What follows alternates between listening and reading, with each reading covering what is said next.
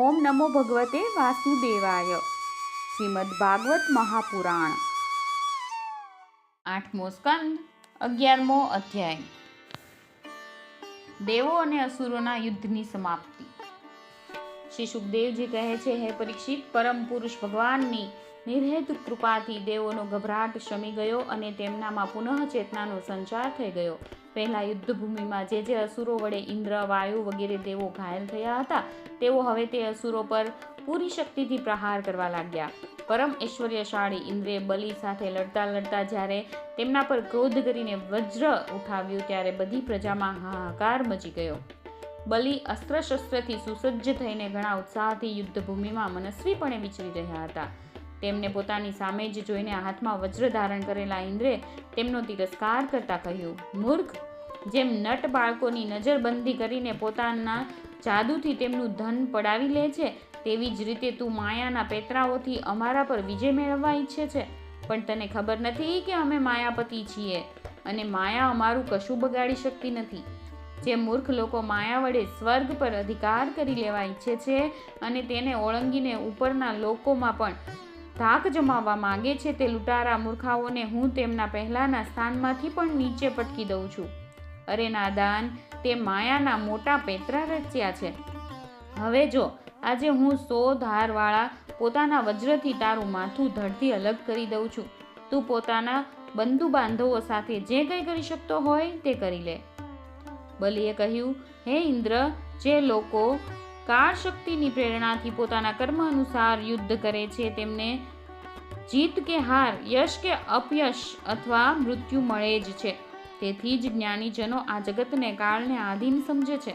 વિજય થતાં હર્ષથી ભૂલાતા નથી અને હાર, અપયશ કે મૃત્યુ થતાં તેને વશીભૂત થતા નથી. તમે લોકો આ તત્વથી અનભિજ્ઞ એટલે કે અજાણ છો. તમે લોકો પોતાને જય અને પરાજય વગેરેનું કારણ અર્થાત તેના કરતા સમજો છો. તેથી મહાત્માઓની દ્રષ્ટિએ તમે શોચનીય છો, પરંતુ અમે તમારા મર્મસ્પર્શી વચનને સ્વીકારતા જ નથી, તો પછી અમને દુઃખ ક્યાંથી થવાનું? શ્રી સુખદેવજી કહે છે, વીર બલિએ ઇન્દ્ર પર આ પ્રમાણે આક્ષેપ કર્યો. બલિના આવા આક્ષેપોથી ઇન્દ્ર શરમાઈ ગયા. દરમિયાનમાં વીરોના માનનું મર્દન કરનારા બલિએ પોતાના ધનુષ્યને કાન સુધી ખેંચીને ઘણા બધા બાણ માર્યા. સત્યવાદી દેવ શત્રુ બલિએ આ પ્રમાણે ઇન્દ્રનો અત્યંત તિરસ્કાર કર્યો, ત્યારે ઇન્દ્ર અંકુશથી માર ખાધેલા હાથીની જેમ વધુ રોષે ભરાયા અને બલિના આક્ષેપો તેઓ સાંખી શક્યા નહીં. શત્રુનું મર્દન કરનારા ઇન્દ્રે બલિ પર પોતાના અમોઘ વજ્રનો પ્રહાર કર્યો. તે પ્રહારથી બલિ પાંખ કપાયેલા પર્વતની જેમ પોતાના વિમાન સહિત પૃથ્વી પર પટકાઈ પડ્યા.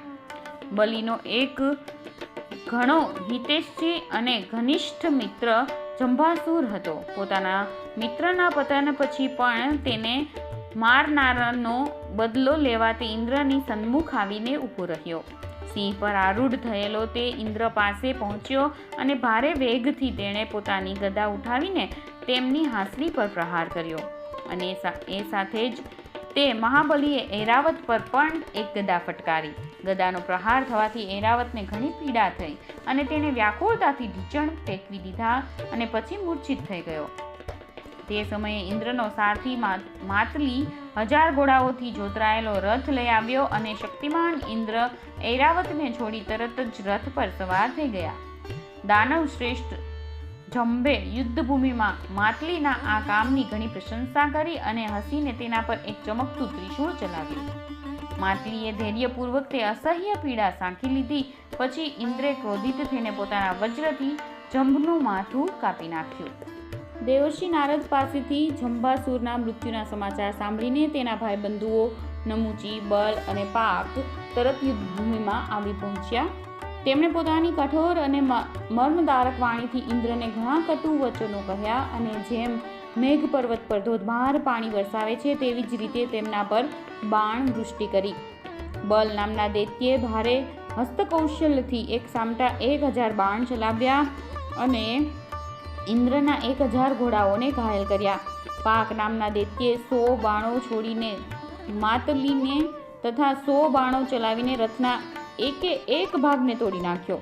યુદ્ધભૂમિમાં એ ભારે આશ્ચર્ય થયું કે તેણે એક સામટા આટલા બાણ ચઢાવ્યા અને ચલાવ્યા. નમુચી મોટા મોટા સુવર્ણની પાંખોવાળા 15 બાણોથી ઇન્દ્રને ઘાયલ કરીને યુદ્ધભૂમિમાં પાણી ભરેલા વાદળોની જેમ ગર્જના કરવા લાગ્યો. વર્ષા ઋતુના મેઘ જેમ સૂર્યને ઢાંકી દે છે તેવી જ રીતે તે અસુરોએ બાણોની વૃષ્ટિ કરીને ઇન્દ્રને તથા તેમના રથ અને સારથીને પણ ચારે બાજુથી ઢાંકી દીધા. ઇન્દ્ર નહીં દેખાવાથી દેવો અને તેમના અનુચરો અત્યંત વિહ્વળ થઈને રોવા કકળવા લાગ્યા. એક તો શત્રુઓએ તેમને હરાવી દીધા હતા અને બીજું હવે તેમનો કોઈ સેનાપતિ પણ રહેવા પામ્યો ન હતો. તેથી દેવોની તે સમયે બરાબર એવી દશા થઈ રહી હતી કે જેવા મધદરિયે નાવ તૂટી જવાથી વેપારીઓના હાલ થાય છે.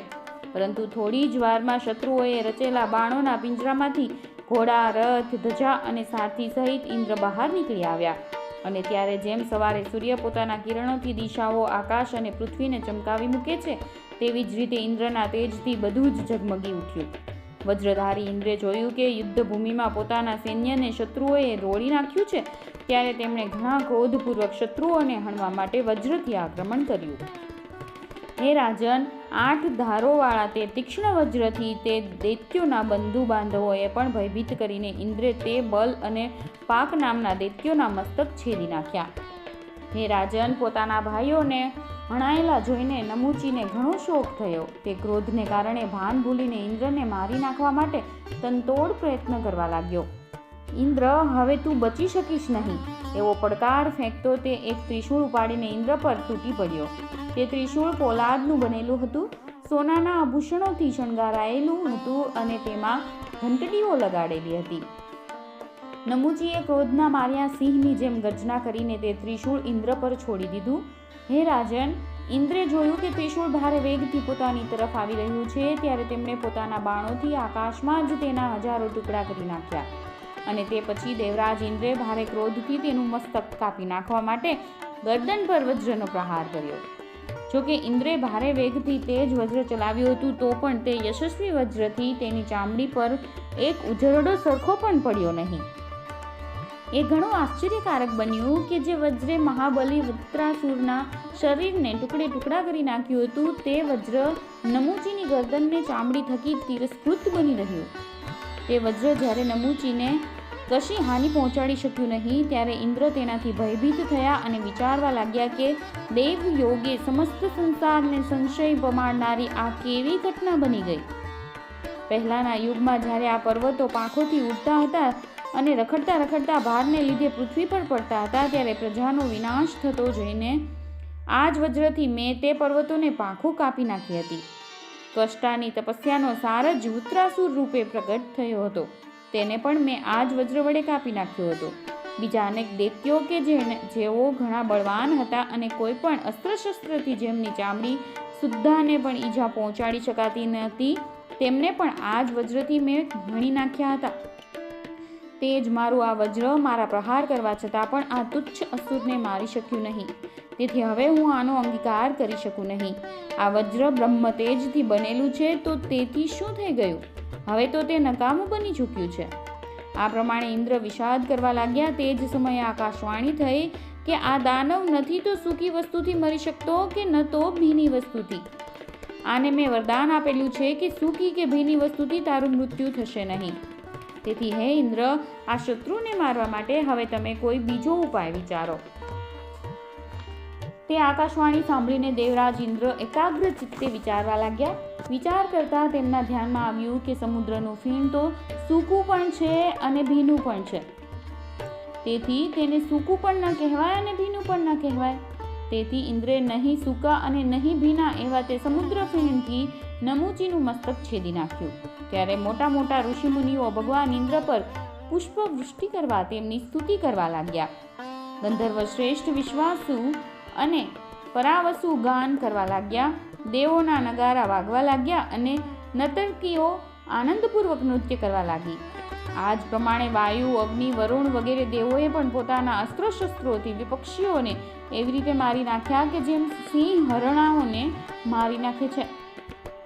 હે રાજન, આ બાજુ બ્રહ્માજીએ જોયું કે દાનવોનો તો સર્વથા નાશ થઈ રહ્યો છે ત્યારે તેમણે દેવર્ષિ નારદજીને દેવતાઓ પાસે મોકલ્યા અને નારદજીએ ત્યાં જઈને દેવોને યુદ્ધ કરતા અટકાવી દીધા. નારદજીએ કહ્યું, હે દેવો, ભગવાનની ભુજાઓના આશ્રયમાં રહેલા તમે બધાએ અમૃત પ્રાપ્ત કરી લીધું છે અને લક્ષ્મીજીએ પણ પોતાની કૃપા કરુણાથી તમારી અભિવૃદ્ધિ કરી છે. તેથી તમે હવે યુદ્ધ કરવાનું બંધ કરો. શ્રી સુખદેવજી કહે છે, દેવોએ દેવર્ષિ નારદજીની વાત માની લીધી અને પોતાના ક્રોધાવેગનું શમન કર્યું. પછી તેઓ બધા પોતાના લોક સ્વર્ગમાં સીધાવી ગયા. તે સમયે દેવોના અનુચરો તેમનું યશોગાન કરી રહ્યા હતા. યુદ્ધમાં બચી ગયેલા દૈત્યોએ દેવર્ષિ નારદજીની સંપત્તિથી વજ્રના પ્રહારથી મરેલા બલિને લઈને પશ્ચિમના પર્વત પર પ્રયાણ કર્યું. જ્યાં શુક્રાચાર્ય પોતાની સંજીવની વિદ્યાથી તે બધા અસુરોને જીવતા કર્યા કે જેમના ગરદન વગેરે અંગો કપાયા ન હતા. શુક્રાચાર્ય વડે સ્પર્શ કરતા જ બલિની ઇન્દ્રિયોમાં ચેતના અને મનમાં સ્મરણ શક્તિ જાગૃત થઈ ગઈ. બલિએ વાત સમજતા હતા કે સંસારમાં જીવન મૃત્યુ, જય પરાજય વગેરે વારાફરતી થયા જ કરે છે. તેથી પરાજિત થવા છતાં પણ તેમને કોઈ પ્રકારનો ખેદ થયો નહીં. 8મા સ્કંધ અંતર્ગત દેવ દાનવ યુદ્ધમાંનો 11મો અધ્યાય સમાપ્ત.